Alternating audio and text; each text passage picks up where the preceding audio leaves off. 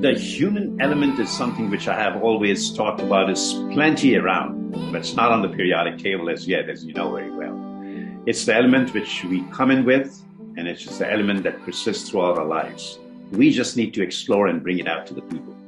I personally feel it's not only the element, it's the connection, the human connection, and the touch, the human touch that you develop over a period of time from any person to person, whether it's in the family, whether it's in the friends, whether it's within your company, or whether it's in any of the practices, including all professionals. You could be an accountant, you could have professional relationships and still have that human touch. You could be in the publishing business, you could be in medicine, you could be in a lawyer business, etc. So the point I'm making is that I think that human touch should never ever be lost, because that brings the colleagues, the employees, the employers, all of us together.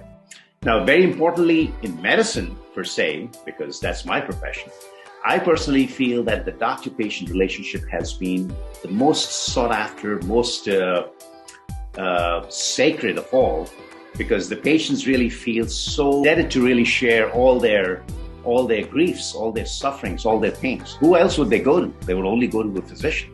They sometimes don't even share with their spouses the sufferings, or even with their family members what's going on with them. So, the physical body itself is so sacred that they come out and share that with the doctor. And that honored, sacred relationship is so important between a doctor and a patient, that the human touch has to be developed over a period of time. It cannot be just in one single sitting. So one of the things that really developed over a period of time, I've seen that, especially when I trained in India, the human touch was the cornerstone of all doctor-patient relationships. That was one.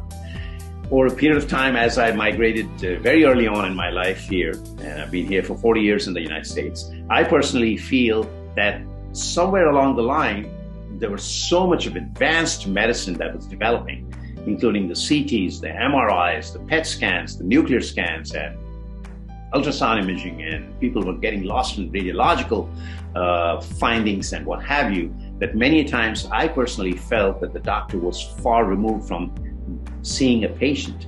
And that is one of the things I always sort of kept that cornerstone, which I imbibed back home in India.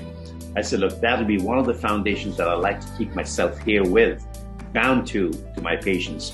And that is keep that doctor-patient touch, the connection always.